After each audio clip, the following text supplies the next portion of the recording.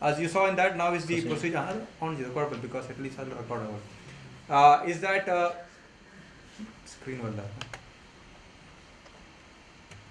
this lady, she was being done the procedure. In her case, there was a spillover of the oil, and that is not very but you can't really control it. No, you have to just press it.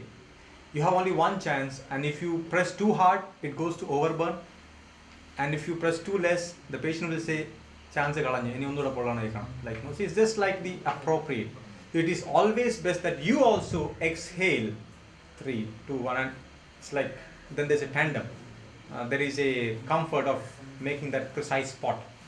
So in this patient, even though it was done, the results are so fast that the tenderness nearly vanishes, as good as vanishing, nothing less than that, within the next 5 to 10 minutes. When you re-press it, they don't feel that much pain. Easily 90% the relief would be there, easily.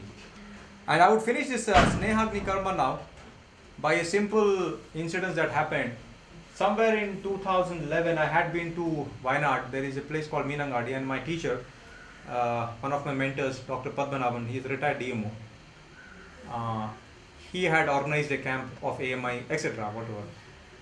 So it was a big camp, like 2 days camp, and it is not like the class here now. It's a demo. All patients, live patients, recorded everything.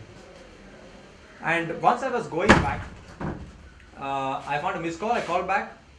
When I reached Calicut railway station, and then it was an unknown number, of course, and it was repeatedly being called. And one doctor, I don't tell her name, but she is involved with some missionaries, Ayurvedic doctor. She called me and said, "Doctor, I have a feedback immediately, because the last day of the camp, the second day, finished by 3 o'clock, and she's calling me something like 7 o'clock. So, but 5:30 something, she did the Snehagni Karma on somebody.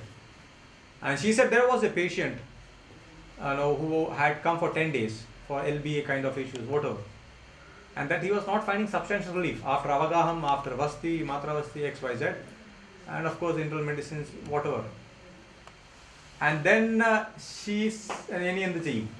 That's how it is cornered.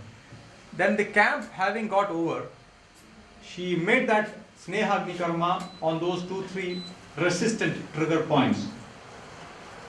And the relief was so huge. The patient asked, "Doctor, and how can she say that the camp she cannot." I felt so good about it that no, a camp made such an improvement. I mean, it increased her image with the patient. The patient is living happy. That's fine. But the sad part of it is that at least for me. And that is why I was telling that the information cannot be delayed. If that camp was not happening, the impact was not going to be. There have been very, very similar occasions where I felt, unless we make this in a common platform of all of us, we would not be in a position. This is after, I think then we can show them from the beginning. So the first is to elicit the trigger point, of course. And these are marked. I mean, she is a very fair lady. So she was somewhere from Holland. It was easy to mark being fair. And all that you see, like a part is my mardanam, if you call that. You have to elicit.